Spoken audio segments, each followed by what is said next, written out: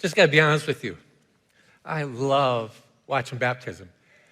And I have to preach now, and I'm just trying to keep it together here. And to be in the back and to be able to celebrate with them is very, very special. If you're a guest and you haven't been here before things get better, I just wanted you to know as far as me being up front. And I'm very nervous about this message, and we have a lot that I want to talk about. If you're a guest, we're glad that you're here. We'd like to get to know you, and the best way for us to do that and for you to do that is to stop out at the welcome desk. There is an absolutely wonderful, beautiful woman at that desk who could have married far better, but she married me. And she can help you if you would like to fill out that card. We have a gift for you for doing so. We're just glad that you are here. I want to start off by reading a quote from a guy by the name of Steve Garber, who I really appreciate. In his book called Visions of Vocation, there are days we remember to remember for the rest of our lives. We see something of unusual beauty or heartbreaking sorrow. We hear news of glory and wonder, or that of unbearable sadness and tragedy. Or maybe, just maybe, we come across something that turns our heads and captivates us. And once we know that and understand it, we cannot walk away from it. It changes our lives forever. I shared a couple of weeks ago, maybe 3 or 4 weeks ago, that my dad was a pastor. And some of this is going to sound familiar because it's the same few lines. But my dad was a pastor, and we moved a lot. And by the time I finished my junior year of high school, I had moved 7 times. And you might wonder why my parents moved often. And the reason was this. My parents were running away and hiding from a problem. But thankfully, the neighbors always helped me find them. And they'll come. But truth be known, my parents moved often, not because my dad was a poor pastor. He just happened to be a pastor who was poor. And in the mainline denomination that he served, you had to kind of earn your rank, your stripes. And they had kind of this system where they had the 10 rungs on the ladder, and you had to start at the bottom and then climb the ladder. My parents moved often because I'm the oldest of 7 kids. And a larger congregation would mean a better salary, which would mean better opportunity to take care of this large family. Now, some of you know what that is like. Some of you have no idea what that's like, but when you're a kid and you're moving often, nothing seems stable. And nothing seems grounded. The one thing you learn to do and you do well, you know how to pack. And that's what we did. Moving was never easy. Starting over was always difficult. And being the oldest of 7 kids, I can't speak for them, but most of the time, those moves hurt. I felt marginalized and always on the outside. But one day,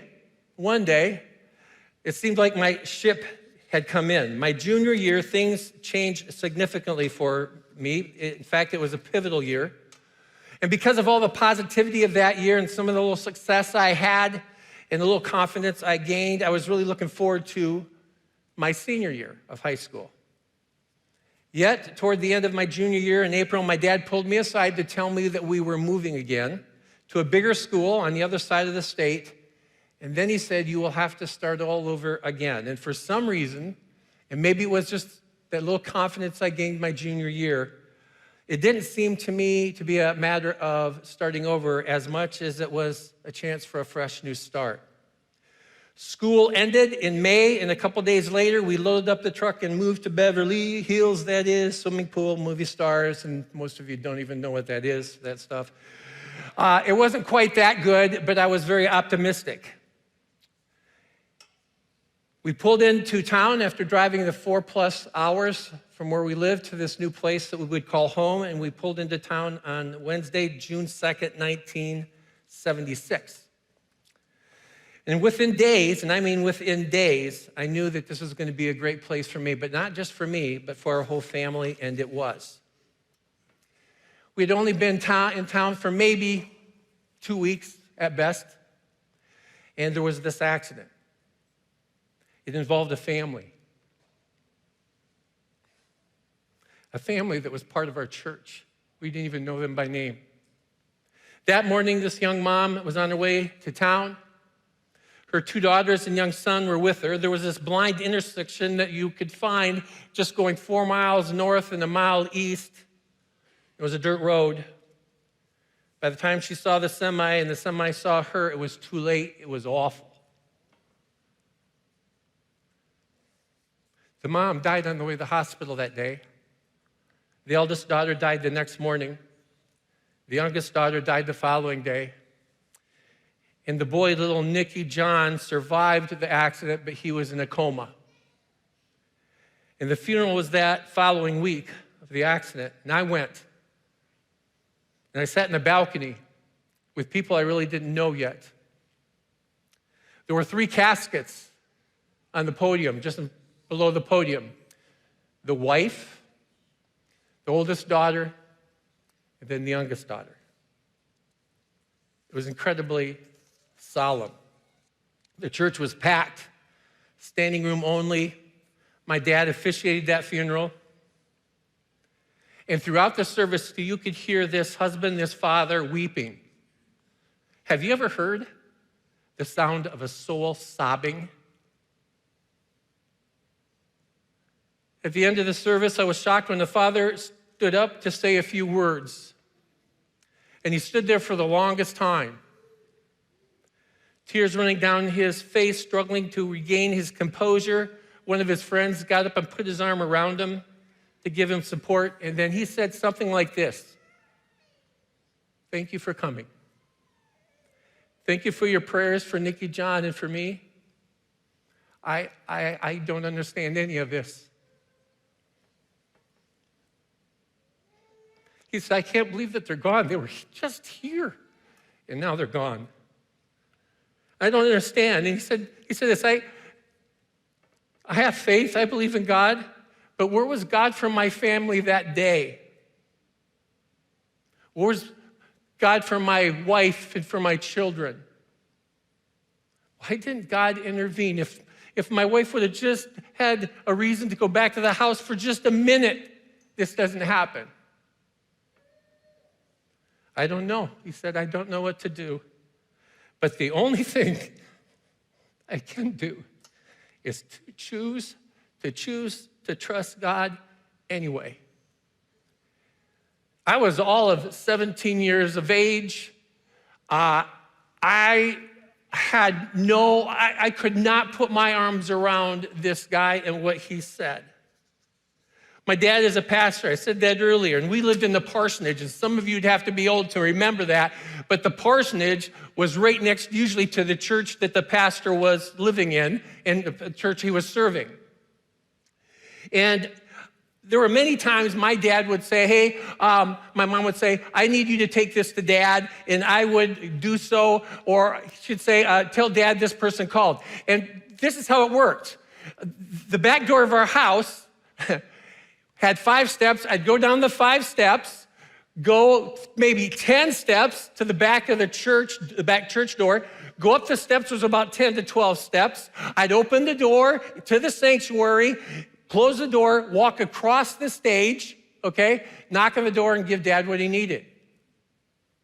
Now, the reason I say that, I want you to know that one of the things that happened often, believe it or not, is I would be doing something like that for my mom or my dad, and when I'd open the door and walk across, there would be a coffin open right to my left, and I'd always stop. Why was it there? Because there's going to be a funeral later in that day. Being around death when you're a pastor's kid is part and parcel of that situation. It was just part of being a preacher's kid.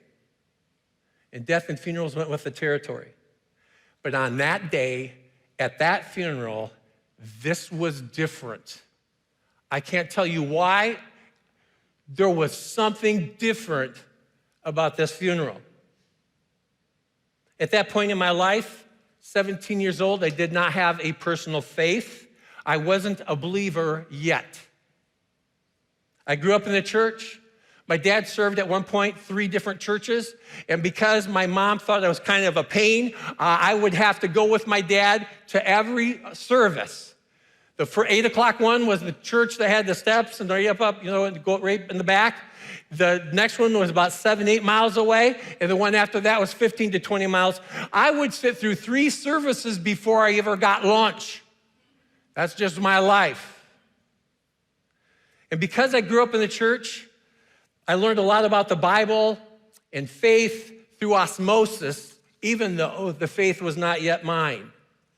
I was able to hold my own in Bible trivia, and I could get an A on the Jesus Pop quiz, but I wasn't a believer yet. And I remember listening to this husband and his father, so overcome by grief, so overwhelmed with loss, choosing faith when he had lost so much. Trusting God anyway? Who says that? Who does that? And it had a huge impact, a profound impact on me. Some of you are wondering whatever happened to little Nicky John. He was in a coma for almost 3 months. And he came out of that coma and he recognized his dad. He still couldn't speak. He had a traumatic brain injury. And he was starting to gain and get healthy. But a few days after he woke up, he went back to sleep and he did not wake up again. It has been said that the number one reason that people doubt the goodness of God, the number one reason a believer will step back and walk away from their faith is because they feel that God let them down. Something happened, it didn't go the way they thought it should, and now they are disappointed with God. God did not come through for them. So they turn their back on God and they walk away. And now they have what a friend of mine called an ongoing floating bitterness towards God. And basically what they've told God, I can't trust you. Don't judge them too quickly. If you've ever been around something like that, you understand. If you haven't, be thankful and extend some grace. I don't know if you ever watched the Oscars or if you would care to. It was just last month. But every year, the Academy sets aside a time for what they call the in memoriam. That is, they take a moment to pay tribute to actors, filmmakers, composers, and others in the film industry that they had lost in the past year. And I've often thought that we should do that for our church family, to take time to remember the loved ones we've lost. There are 9 candles. Look around, you'll see there's 9 candles. 1 candle for every funeral that we had in this church last year. There's another candle that's not here, and that was for a funeral that I did for a gal's son in Nebraska. This candle is a little special, and here's why. And I want you to do something for me with this special candle. Take a moment and look in the eye of some of the people around you. I mean that. Take about 15 seconds. Look around. Maybe it's the people you're sitting with or somebody across the aisle that you know or a friend that you haven't met or haven't seen yet, but you will after the service. This candle represents the one we don't want to talk about, and that one is this. We have some of you here right now who will not be here next year at this time. Very sobering. That's just how it plays out.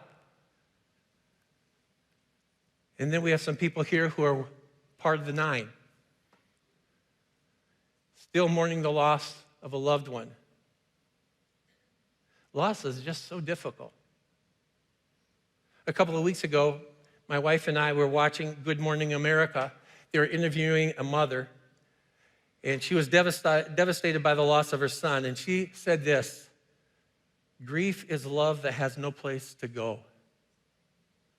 It's just profound. Grief is just so very sneaky. You think that you've gotten better, you think you're doing well, you think you're okay, and then a memory, a scent, a sound, a gift, a song, and a smile can disappear into nothing but tears. When someone loses a loved one, it affects them deeply and profoundly. Indeed, it is a life-altering event. I was going through something yesterday, reading some stuff, and I came across this article. I'm just going to read to you. This is amazing to me. And it's a woman who's saying, what I didn't know when my husband died at age 41. Number one, research shows that the death of a spouse has the same effects on your brain as a traumatic brain injury. Number two, it takes 5 to 7 years to adjust to life after he dies. Number three, your friends and family will fall away from you because your life changed and theirs didn't.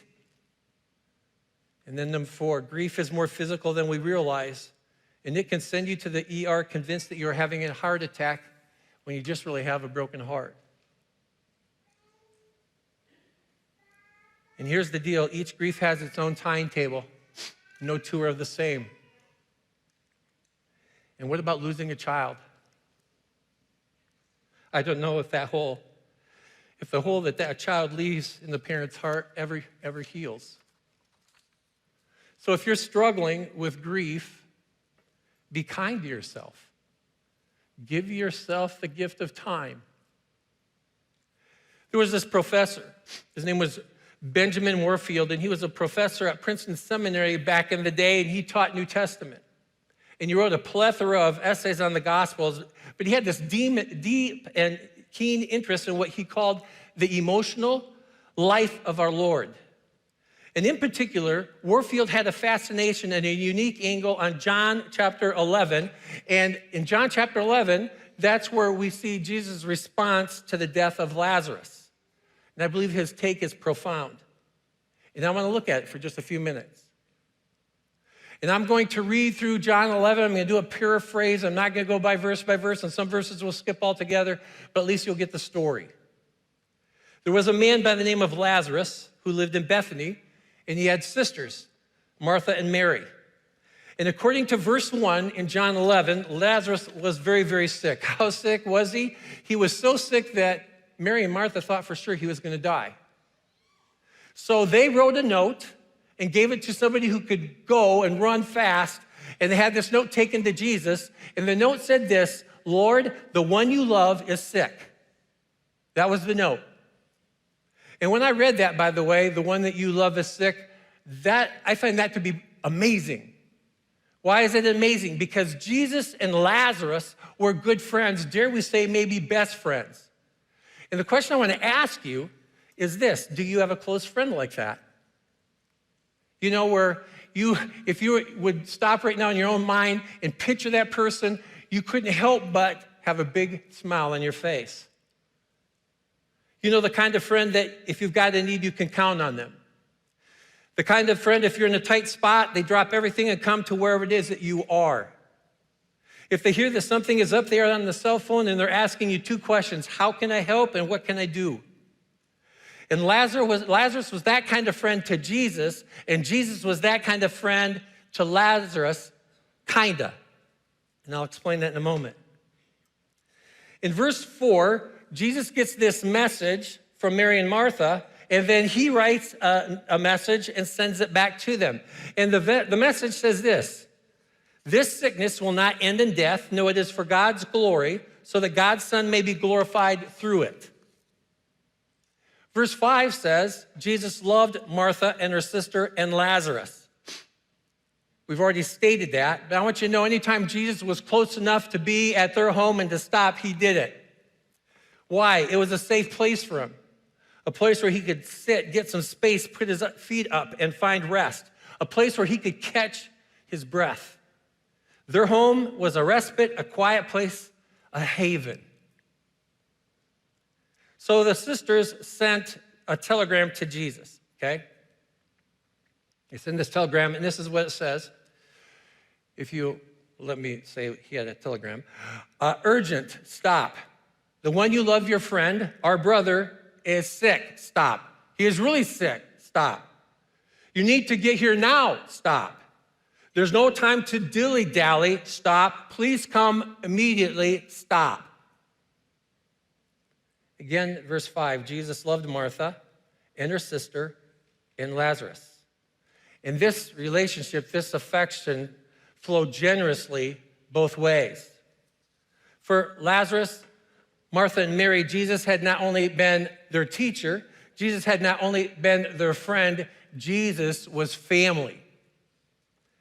And Jesus is on his way to Jerusalem one last time for the final Passover. There's a lot happening and going down in this particular book of the Bible, this chapter. It's right before the crucifixion. Jesus gets this message that Mary and Martha sent. So when he heard that Lazarus was sick, what did he do? I wanted to sing a line from the last train to Clarksville. I'll meet you at the station. And my wife told me before I even came out on the podium, don't do that, you can't sing. So he didn't take the train. Did he catch the next flight to Bethany? No. So what did he do? Jesus stayed where he was 2 more days. That doesn't sound like what a friend would do.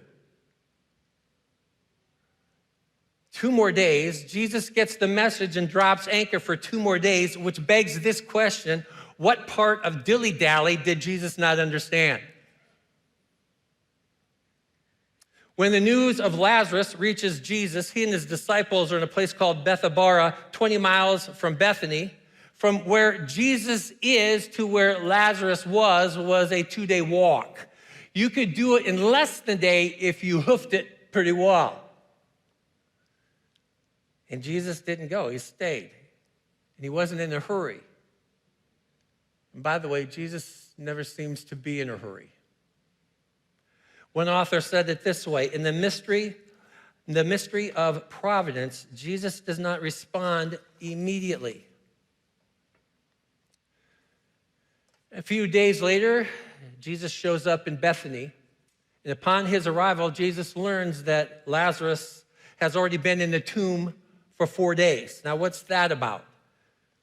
I mean, again, Jesus could have been there the next day. He could have been there in the next 2 days, but he doesn't show. What is it with this 4 days and Jesus' unwillingness to move on this situation?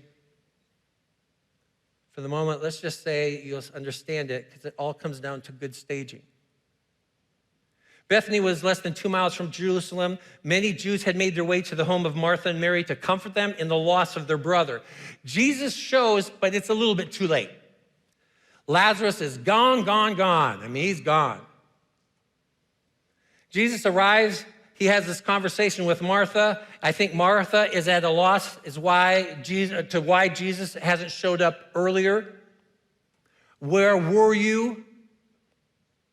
Martha's a doer. If something needs to be taken care of, she's the one to get it done. And I think she's kind of irritated and angry and grieving. She's at a complete loss why Jesus didn't fix this. There are other places in the Bible where Jesus just spoke the word and it was a done deal. He doesn't do that here. Martha's also upset because if she had the power to do what Jesus had the power to do, he wouldn't have needed to come because she'd already have the work done.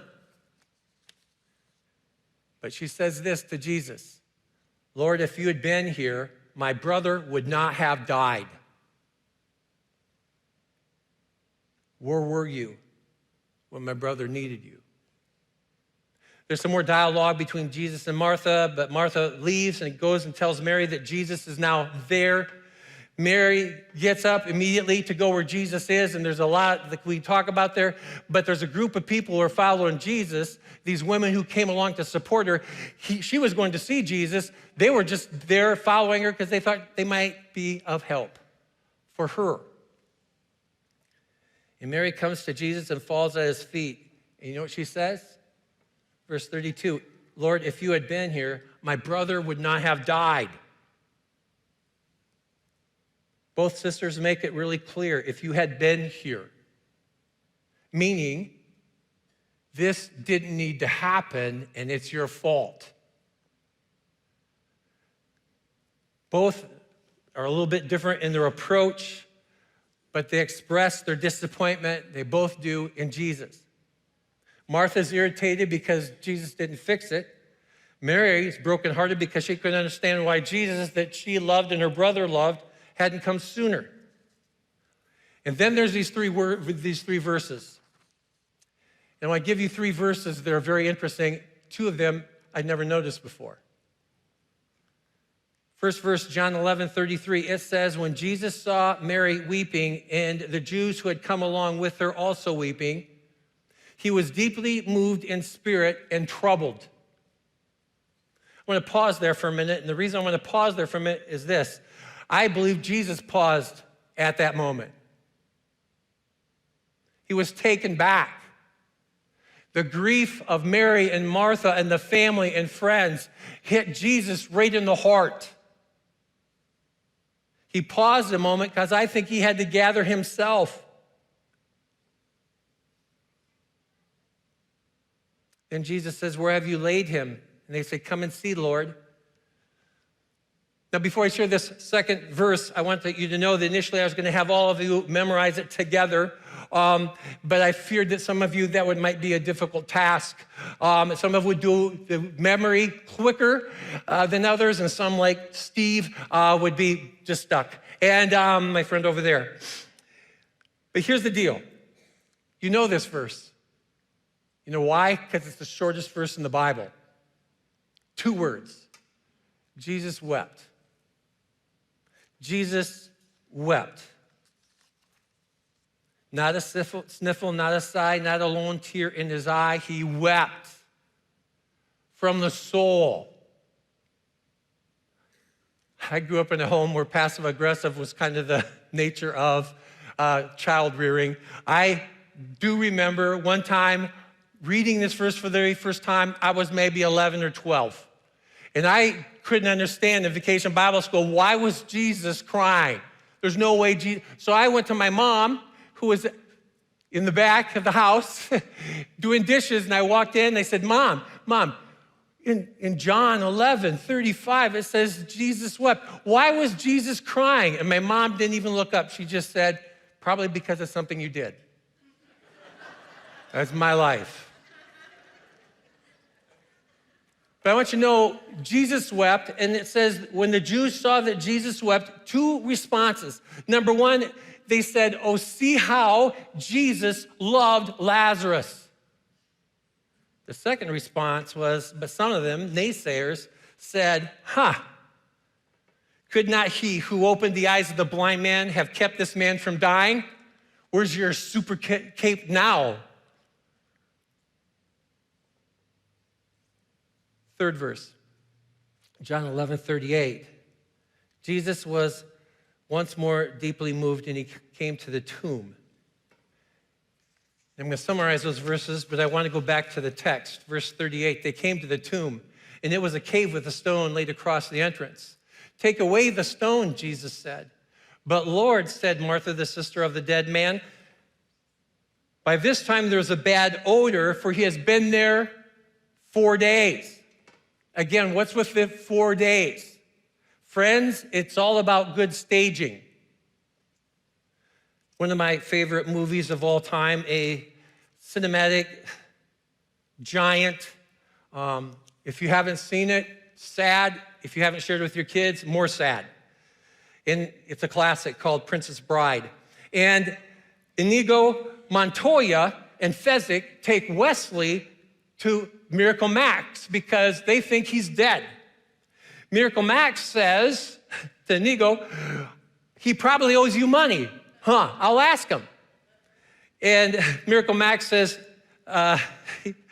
Montoya says he can't answer you. He's dead. He can't talk. Miracle Max says, woo, woo, woo, look who knows so much.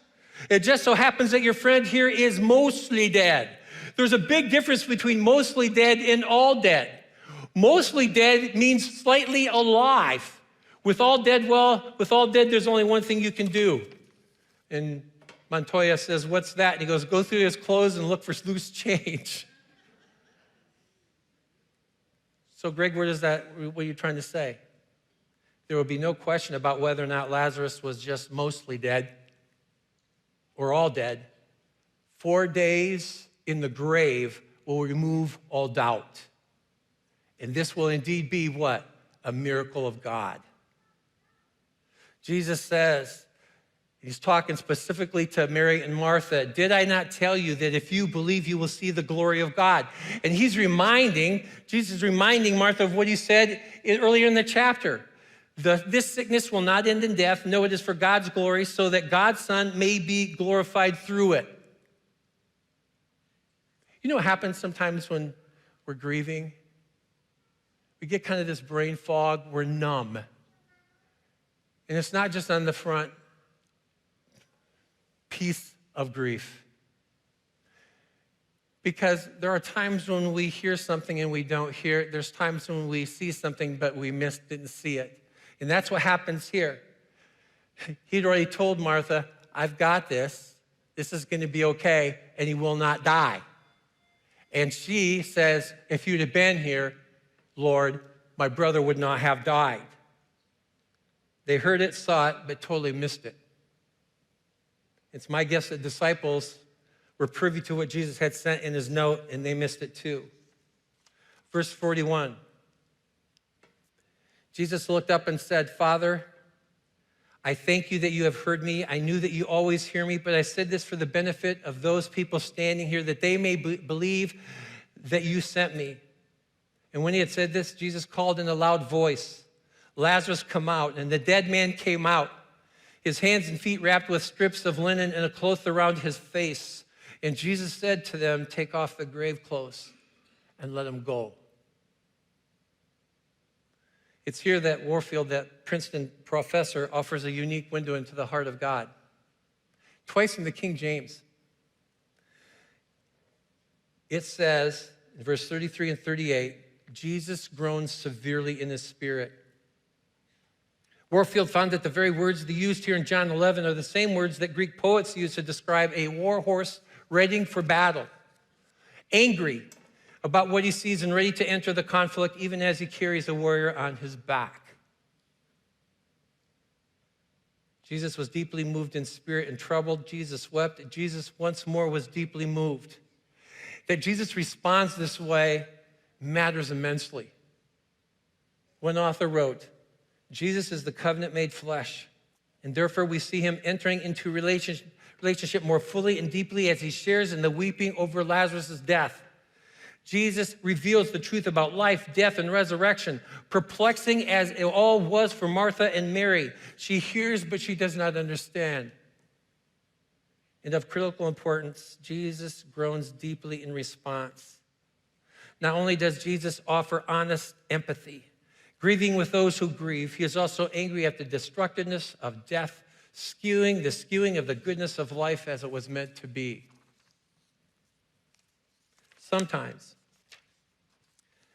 there are moments where we can do nothing else but cry and to lean into God. He enters into our pain. His tears matter. He is a God who has tears. He feels our loss. He takes it personally. He makes it intimately. Let me say it a different way in closing. Jesus cried. He knew Lazarus was dead before he got the news, but still, Jesus cried. He knew Lazarus would be alive again in just a matter of moments, but still, he cried. He knew death here is not forever. He knew eternity and the kingdom better than anyone else could, yet he still wept. Why? Because this world is full of pain and regret and loss and depression and devastation. Jesus wept because knowing the end of the story doesn't mean that you can't cry at the sad parts. Not knowing the end of the story reminds us that God is with you in the pain, in the loss, and you're not alone.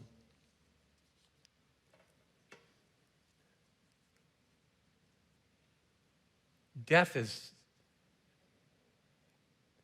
sucks. It's part of life. We avoid it. We push it to the back of the line. We don't even admit it's there. And then one day the phone rings, and it was your spouse, your child, your friend, and it hits a home, and it's hard. It is a hard thing to endure. And we have people in this room that are still struggling with loss. And every loss has its own timetable. We have a ministry here. It's called Grief Care. It's led by a couple that understand pain and the losing of a child in a personal and intimate way. And if you're struggling with loss, you need to give us a call because we want to help you. Yvonne and I have a good friend who struggled with grief for 7 years. And the average is 5 to 7. And if you're here and this doesn't, you listen and you don't have to worry. You have no problems and there's no pain in your family. Awesome. But here's what I want to ask you to do. Start leaning in to those that you know have lost a loved one and let them know that you still care about them. That's compassion. That's family. That's leaning into and giving support on one of the most difficult things that you face in life. And I just end with this. The story is never over. And God still got this. Let's pray. Father, there's a lot of content here. But I'm so incredibly grateful that you meet us in the pain, that you don't stand away, you don't turn your back, you don't ignore. You wrap your arms around us and you love us in the pain. For those of us in this room who lost a loved one in the last year, God, it's my hope that they will lean into you, and those of us who know who they are would lean into them as well. Because that's when the healing starts. Thank you for being a God who meets us not just in the joy, but also in the pain. I pray this in Christ's name. Amen.